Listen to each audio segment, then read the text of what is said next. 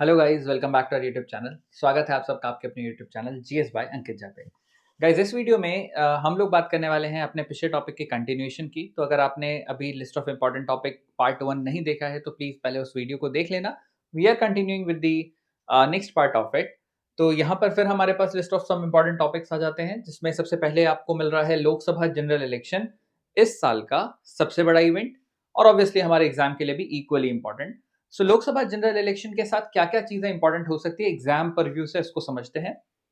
सबसे पहले सबसे इंपॉर्टेंट चीज, लोकसभा के इलेक्शंस कंक्लूड हुए, कौन से नंबर की ये लोकसभा बनी, इस लोकसभा में सबसे ज्यादा किस अलायंस को सीट्स मिली।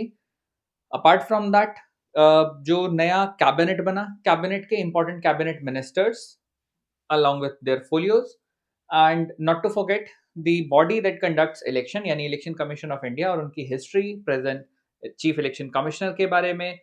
दो नए इलेक्शन कमिश्नर जो अपॉइंट हुए थे just before the election, equally important. Followed by हमारे पास अगला टॉपिक आता है वन नेशन वन इलेक्शन। जो अभी हम लोगों ने जनरल इलेक्शन की बात की उसमें तो इलेक्शन कमीशन इंपॉर्टेंट है ही साथ वन नेशन वन इलेक्शन में भी इलेक्शन कमीशन इंपॉर्टेंट रहेगा।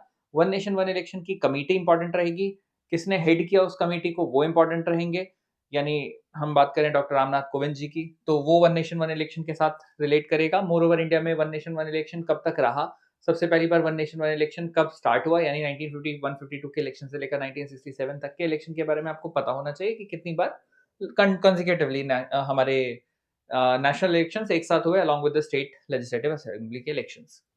Then we have another topic called UCC या एससीसी, यूनिफॉर्म सिविल कोड या सेक्युलर सिविल कोड। ये secular civil code prime minister Narendra Modi ji ने कॉइन किया ये टर्म, अदरवाइज हम इसको यूनिफॉर्म सिविल कोड ही कह रहे थे। तो किस स्टेट में uniform civil code already applicable है, रिसेंटली किस स्टेट में यूसीसी बना, जिस स्टेट में यूसीसी बना यानी we are talking about Uttarakhand, वहां पर यूसीसी कमेटी को चेयर कौन कर रहे थे, यानी हम बात करें सुप्रीम कोर्ट के रिटायर्ड जज के बारे में। मोर ओवर यूसीसी पार्लियामेंट में इम्प्लीमेंटेशन के लिए कैसे प्रोविजन आएंगे, उसके कॉन्स्टिट्यूशन में यूसीसी का जिक्र कहाँ पर है, तो we are talking about articles. तो ये सारी चीजें आपको यूसीसी से या सेक्युलर सिविल कोड के साथ रिलेट हुए पता होनी चाहिए। ओवर एंड अबव हमारे पास आता है डीलिमिटेशन कमीशन। क्या होता है डीलिमिटेशन कमीशन, कौन करता है, किसके कॉल पर डीलिमिटेशन कमीशन बनता है, यानी हेड कौन कर रहा है वो तो पता होना ही चाहिए। कौन इसको इंट्रोड्यूस करवा सकता है, यानी प्रेसिडेंट के पास ये राइट रहता है कि वो डिलिमिटेशन करवा सकते हैं और उसको हमेशा इलेक्शन कमीशन कंडक्ट करता है। डिलिमिटेशन कब तक कितनी बार अब तक हो चुका है, इसके बारे में भी आपको एक ब्रीफ इंफॉर्मेशन होनी चाहिए। लास्ट डिलिमिटेशन कब हुआ और फर्स्ट डिलिमिटेशन कब हुआ था। देन बहुत ज्यादा highlighted part, Waqf amendment. Waqf amendment अभी क्योंकि बिल पास नहीं हुआ है तो Waqf amendment is more of a discussion topic. इसके साथ रिलेट करते हुए कुछ चीजें आपको पता होनी चाहिए क्योंकि कंट्रोवर्शियल है। Again places of worship act के साथ, ट्रांसफर ऑफ प्रॉपर्टी एक्ट के साथ इसको रिलेट करना आपको आना चाहिए। And apart from that right to property, जो कि पहले एक फंडामेंटल राइट था, बाद में कॉन्स्टिट्यूशनल राइट बना, यानी आर्टिकल 31 से 300A तक गया। तो ये सारी चीजें रिलेट करते हुए you should know about it. Gaganyaan mission, last year CLAT already Chandrayaan के बारे में पूछ चुका है, तो गगनयान डायरेक्टली पूछा जाएगा कि नहीं, इस पे संशय है, थोड़ा चांसेस कम है कि गगनयान बने, because already last year Chandrayaan 3 science and tech से आ चुका है। बट स्टिल एलेट में इक्वली इंपॉर्टेंट रहेगा। गगनयान मिशन में कितने लोग सिलेक्ट हुए, क्या क्या नाम है उनके, वो नाम आपको पता होने चाहिए। सबसे पहले एक अनमैन्ड क्रू मिशन चलेगा, उसमें जो जा रहा है यानी व्योमित्र की बात कर रहे हैं उसके बारे में पता होना चाहिए। इंडिजिनस बूस्टर्स हम लोग यूज कर रहे हैं। टेक्नोलॉजी काफी सारी इंडिजिनस है, किसके साथ टाई अप करके हमने ट्रेनिंग करवाई है, यानी we are talking about France and Russia. तो ये सारी चीजें पता होनी चाहिए और साथ में स्पेस फ्लाइट के बारे में आपको पता होना चाहिए, जैसे इंटरनेशनल स्पेस फ्लाइट डे कब मनाया जाता है, ह्यूमन स्पेस फ्लाइट डे। सो इस तरीके के कुछ डेज एंड डेट्स इंपॉर्टेंट है। सबसे पहली बार स्पेस में कौन गया, कौन सी कंट्री से थे, एस्ट्रोनॉट थे, कॉस्मोनॉट थे, सारी बातें आपको पता होनी चाहिए। Heading on to the north east district, north east district में जो डिस्प्यूट या नॉर्थ ईस्ट रीजन में जो डिस्प्यूट्स चल रहे हैं उनके बारे में एक ब्रीफ इन्फो। मणिपुर इशू हो, वैसे इशू पुराना है बट देन न्यूज में रहा है, हाईलाइटेड है। नागालैंड का इशू, अरुणाचल और चाइना का प्रॉब्लम जो रहा है उसके बारे में भी थोड़ा बहुत इन्फॉर्मेशन आपको पता होना चाहिए। Then green hydrogen project, hydrogen से लेकर अब यहाँ पर हाइड्रोजन और बायोफ्यूल दोनों कोरिलेटिवली चलेंगे।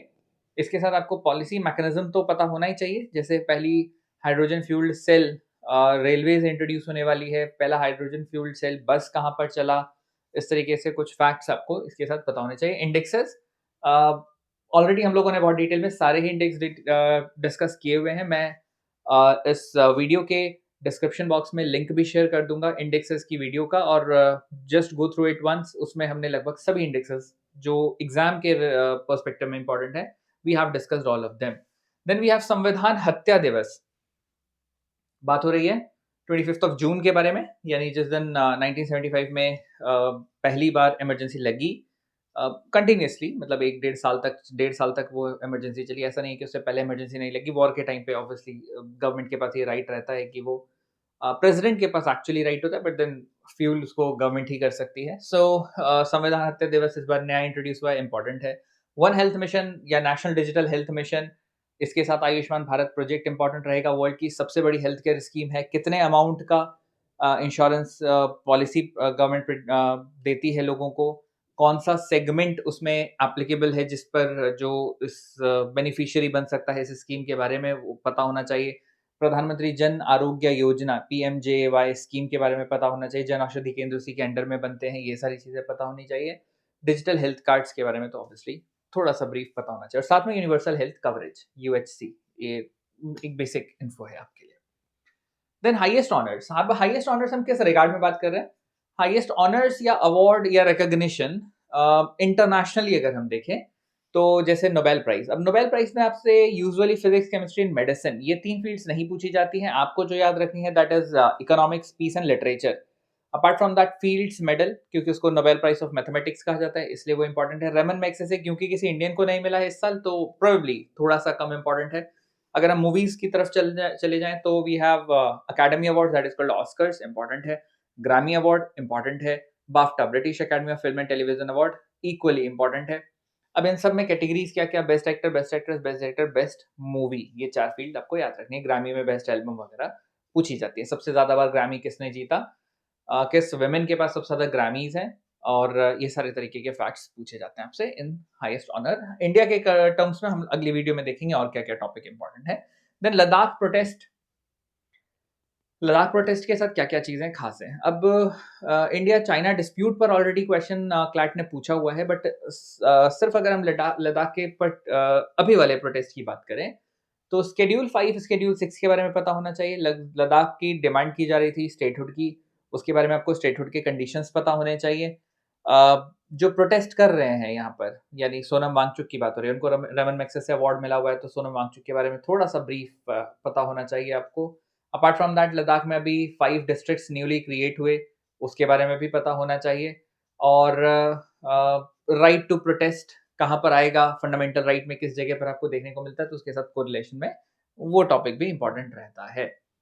तो ये हमारा पार्ट 2 कंप्लीट होता है इसी के साथ, जो इंपॉर्टेंट टॉपिक्स हमारे पास हैं। मूविंग ऑन, अगली वीडियो में हम बढ़ेंगे पार्ट 3 के साथ। सो अभी हमारे पास 2-3 और वीडियोस आएंगी इंपॉर्टेंट टॉपिक्स की। अगर आप ये सारे टॉपिक्स को कवर कर लेते हैं, majority of the things will be done. तो मैं इसलिए हाइलाइट्स में आपको ये बताता जा रहा हूँ कि क्या क्या तरीके से ब्रांचेस उसके बन सकते हैं, वो भी आपको फोकस में रखना है। So we'll meet in the next video. Till then, take great care of your health. Bye bye. And thank you so much for being in the video.